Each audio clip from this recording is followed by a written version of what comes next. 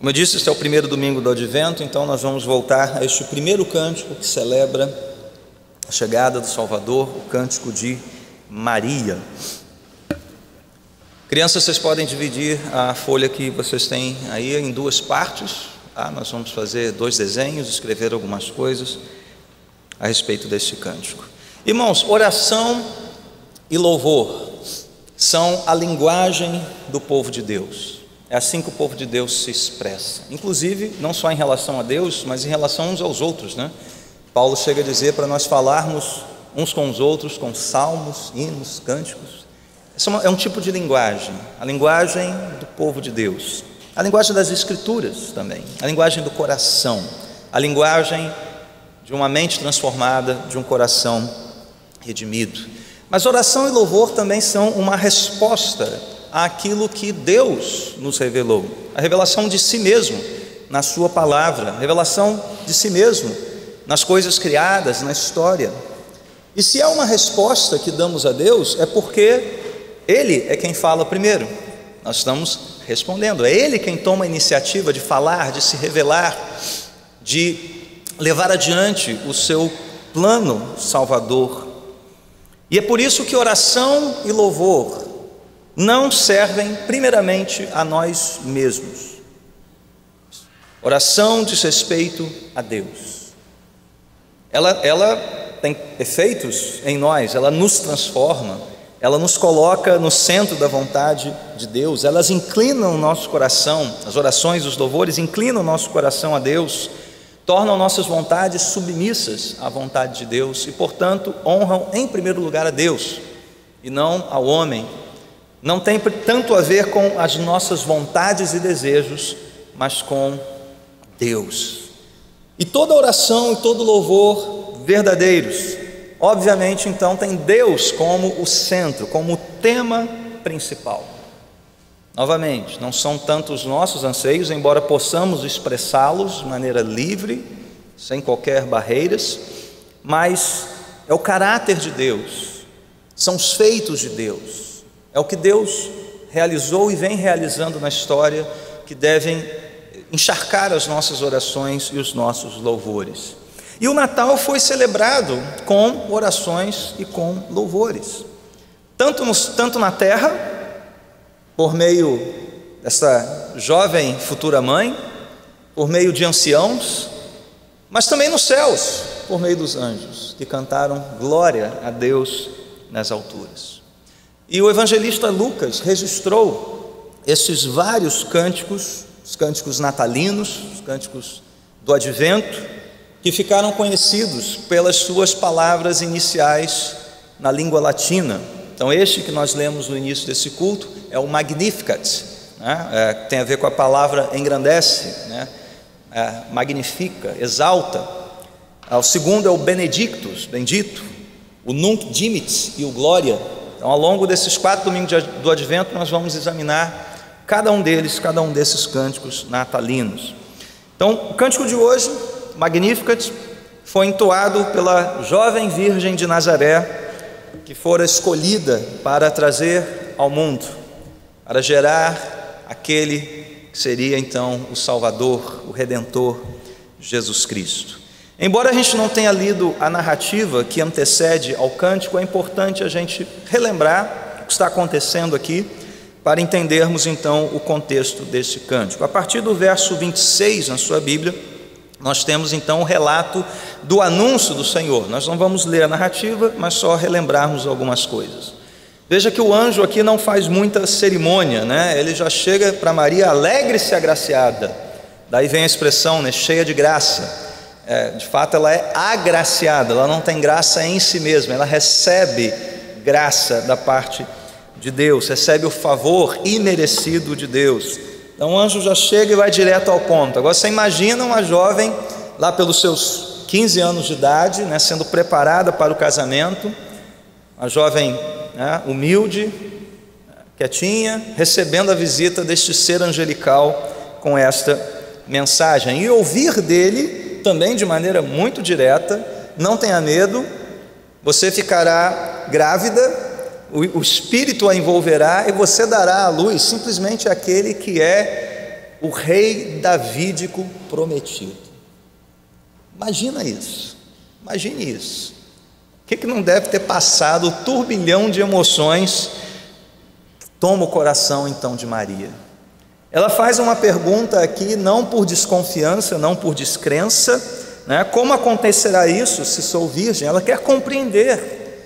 É a fé que busca o entendimento dos mistérios de Deus, do poder de Deus. Então ela quer compreender, porque levando em conta a natureza das coisas, era impossível isso.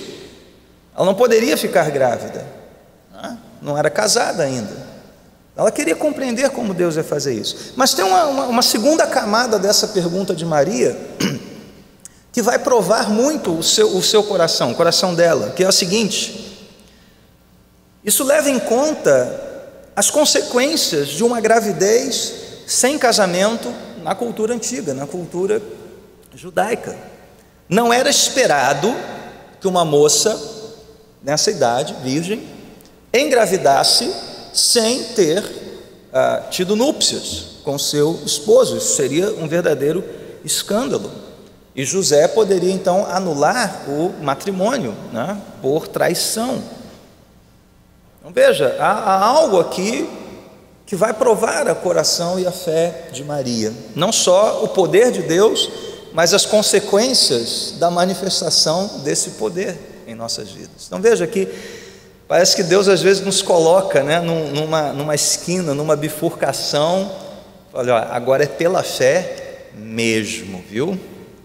Agora é de verdade. Caminhar pela fé é um negócio difícil. E Maria aqui tinha 2 passos de fé, né? Primeiro, crer no que Deus estava fazendo nela e por meio dela, o que iria fazer, mas também em tudo que ela poderia experimentar socialmente ao aparecer diante das pessoas com uma barriguinha, né, de gravidez.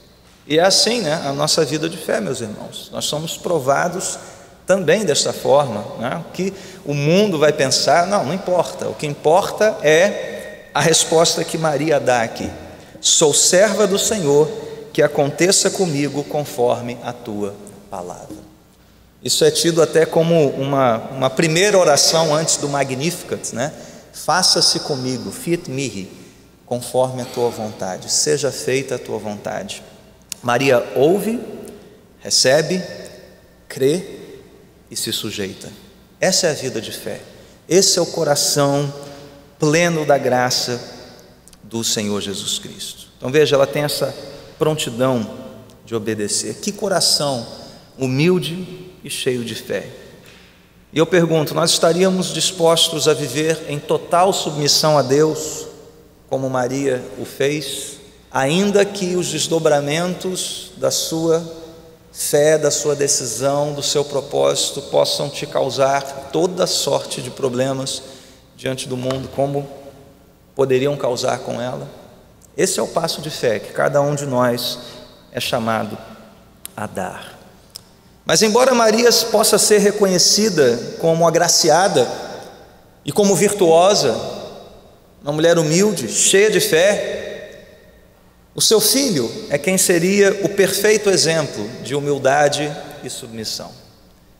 Maria é aqui uma sombra, um tipo daquele que ela estava gerando em seu ventre, porque aquele que nasceria de Maria, o Senhor Jesus, que existia desde a eternidade, ele veio de forma humilde e submissa e disse a mesma coisa: Pai, seja feita a tua vontade, ainda que as consequências sejam terríveis para mim, a dor, não só a dor física, mas a dor de receber naquela cruz toda a ira de Deus, que esse deveria ser contra o meu e o seu pecado. Ali sim foi a prova de fé, ali o Senhor Jesus foi colocado diante dessa escolha terrível. Ele se fez um de nós e se submeteu até a morte, e morte de cruz. Então é nesse contexto que nós temos o Magnificat. Maria vai visitar Isabel, que está grávida de João Batista, tem esse encontro de barrigas aqui, né? E toda o Espírito Santo alegrando aquelas servas e alegrando inclusive, né, quem estava no ventre ali.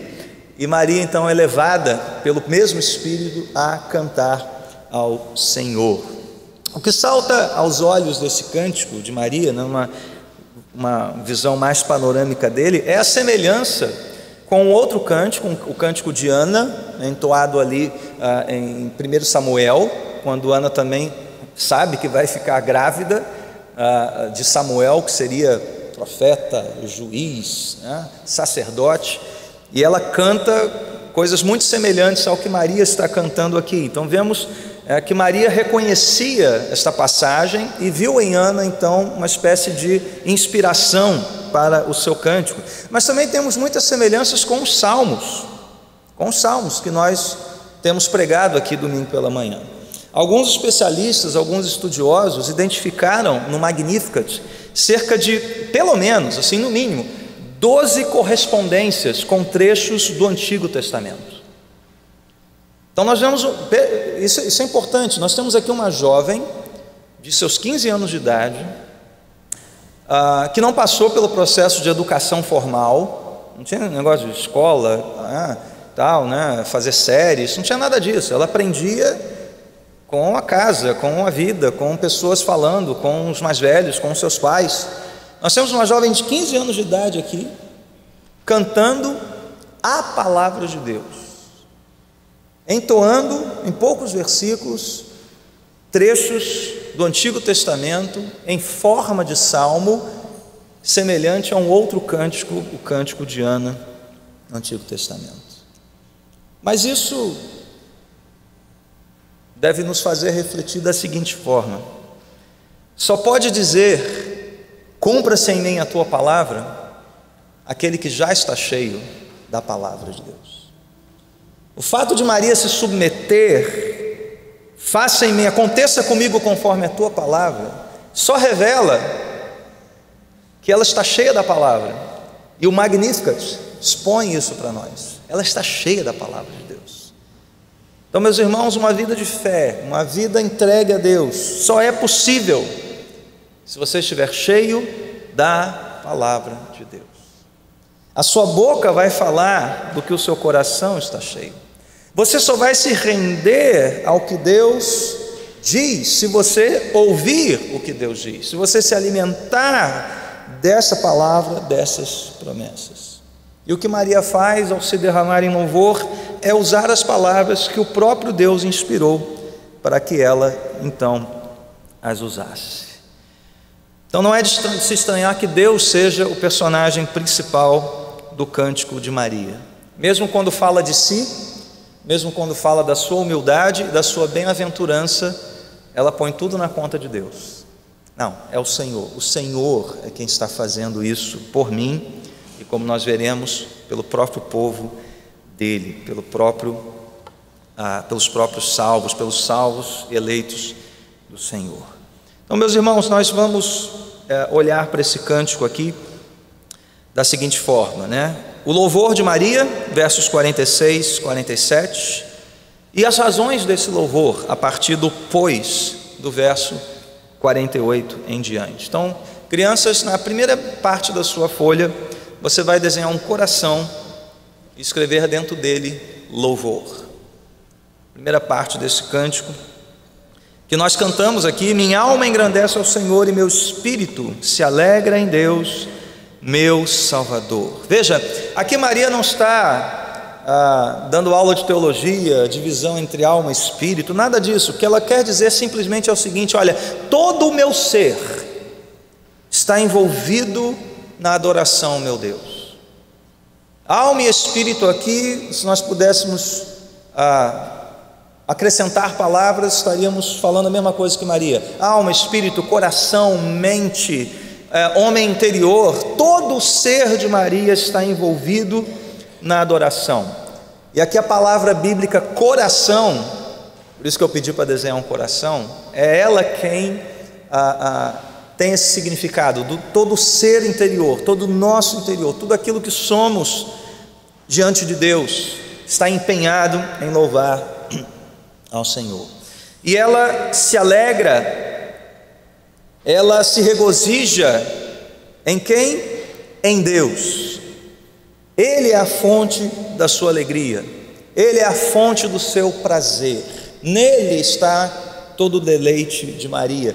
Muito antes da primeira pergunta de Westminster, qual o fim principal do homem? Maria já respondia, que é glorificar a Deus e gozá-lo para sempre. Ela engrandece, ela glorifica, mas ela também sente prazer, alegria em Deus, meu Salvador. E isso é importantíssimo, meus irmãos, porque Maria reconhece aqui a sua condição de pecadora, necessitada da graça salvadora de Deus. Infelizmente, a tradição católica passou a atribuir a Maria uma posição e uma condição que ela mesma rejeitaria. Ela mesma, se pudesse, diria: eu não sou imaculada, eu não sou imaculada, eu não sou corredentora, eu não tenho nenhum papel no drama da salvação, a não ser este aqui, me submeter e emprestar o meu ventre ao plano salvífico de Deus, para gerar aquele que seria Deus em carne, o Emanuel, Deus conosco, Jesus Cristo. Ponto. Acabou. Porque esse Deus em quem ela se regozija, e o Deus que estava em seu ventre, em forma humana, era o Salvador de Maria, e ela reconhece humildemente que deveria então se sujeitar a Ele, ao Salvador. Eu pergunto a você nesta manhã: como você tem louvado o seu Deus, o seu Salvador? Todo o seu ser está envolvido nisso, sua mente, corpo, seu coração. E mais, você reconhece a sua condição de pecador, necessitado desta graça, desta salvação, como Maria reconheceu? Senão, nessa manhã, é isso que eu tenho a te dizer, e se mais nada você levar daqui nesta manhã, que leve isso: você é um pecador necessitado da graça de Deus, e se você não reconhecer a necessidade do Salvador Jesus Cristo em sua vida, você perecerá nos seus pecados. Nós chamamos você a dar esse passo de fé nesta manhã. Se o Espírito está ali firmando esta verdade, Jesus Cristo é o Senhor e o Salvador, Maria reconheceu isso, então eu também quero me sujeitar a Ele nesta manhã. O cântico continua e Maria vai dar os motivos do seu louvor a partir do verso 48, pois. Então, crianças, na segunda parte da sua folhinha, você pode desenhar uma nuvem representando as regiões celestiais e desenhar no centro desta escrever no centro desta nuvem a palavra Deus, porque Deus é quem está no centro agora das reflexões, do louvor, das considerações de Maria. Mesmo quando ela fala de si, pois atentou para a humildade da sua serva, ou seja, sua condição de submissa, de agora em diante todas as gerações me chamarão bem-aventurada, feliz. Mas por quê? Porque é algo dela? Não, pois o poderoso fez grandes coisas em meu favor. Então, veja, essa era uma jovem sem expressão, moradora de uma cidade sem expressão. Maria não tinha nome, não tinha família, não tinha riquezas, mas mesmo quando ela vislumbra a sua condição de serva e a bem-aventurança que lhe aguardava, ela atribui tudo isso ao seu Deus. O poderoso fez isso por mim. Deus é quem está no centro disso tudo, é Deus quem conduz o meu coração e a minha vida. E a partir daqui, Maria explode em louvores aos atributos deste Deus. O primeiro deles vemos no verso 49, Ele é o poderoso. Ainda no verso 49, Ele é santo. E no início do verso 50, Ele é misericordioso. Maria se volta agora para esse Deus que a fez bem-aventurada, reconhecendo como poderoso, soberano, criador, aquele que a faria ter um filho, mesmo na sua condição virginal. Não é apenas o poder, no entanto, que define Deus, porque poder, mas se esse poder não for um poder santo e ao mesmo tempo amoroso, misericordioso, seria um poder terrível. nós realmente teríamos que ter todo pavor e medo desse Deus. Mas não, Ele é poderoso, Ele é santo, mas Ele é também misericordioso. Um Deus que tarda em irar-se e que perdoa todo aquele que confessa os seus pecados e o busca. O que Maria está fazendo aqui? Está relembrando para ela mesma quem é o Deus das Escrituras Sagradas. Quem é este Deus que proveu tão grande salvação por meio de Jesus Cristo, que nela estava sendo gerado. E é isso que nós temos que relembrar ao orarmos, ao louvarmos. Quem é este Deus diante de quem nós estamos? Quem é este Deus acima de nós, maior do que tudo? E é isso que irá transformar os nossos corações e mentes. Um vislumbre da grandeza, da majestade, da santidade e da misericórdia de Deus. E o que este Deus faz? A partir do verso 51, Maria usa aqui um jogo de 6 verbos: realizou, dispersou, derrubou, exaltou, encheu, despediu. E ela vai contrapondo aqui diversos grupos. Ele realizou poderosos feitos com o seu braço. Que feitos são esses? Dispersou os soberbos no mais íntimo do coração, derrubou governantes do seu trono, exaltou os humildes, encheu os famintos, despediu de mãos vazias os ricos. O que Maria está fazendo aqui? Está lembrando como Deus atua na história. Ela está lembrando a atuação de Deus na história, lembrando dos personagens históricos dos quais ela tanto ouviu. Certamente Maria tinha em mente aqui Faraó, Senaqueribe, Nabucodonosor, humilhados por Deus, derrubados dos seus tronos por Deus. Mas também lembra de José, Mordecai, Davi, exaltados por Deus quando se submeteram à vontade de Deus. O que esse trecho quer nos dizer, meus irmãos, não é nenhum discurso social de Maria, nenhum engajamento político de Maria. Maria não está condenando aqui as riquezas. Maria não está condenando aqui sequer o poder, porque alguns vão chegar ao poder. O que Maria está enxergando aqui é determinado pela primeira palavra que ela usa aqui no verso 51, os soberbos de coração. Então o que Maria está condenando aqui são aqueles poderosos soberbos, aqueles que se acham Deus e não estão exercendo o poder em submissão àquele que é o Todo-Poderoso. Maria está condenando aqui os reis, governantes, políticos, empresários, quem quer que seja, que exercem a sua autoridade se colocando no lugar de Deus, uma soberba de coração. O que Maria tem em mente aqui é uma atitude do coração, que nos eleva a uma posição que não é nossa. Da mesma forma, os ricos são aqueles aqui que depositam sua esperança e sua confiança nas riquezas, que fazem das riquezas o seu Deus.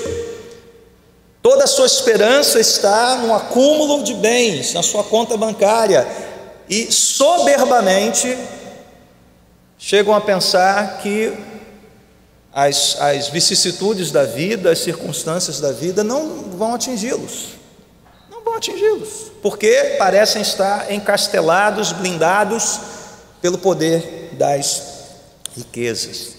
E o que Maria lembra ao olhar a história de uma maneira panorâmica é o seguinte: que Deus sempre vira a mesa para cima destes.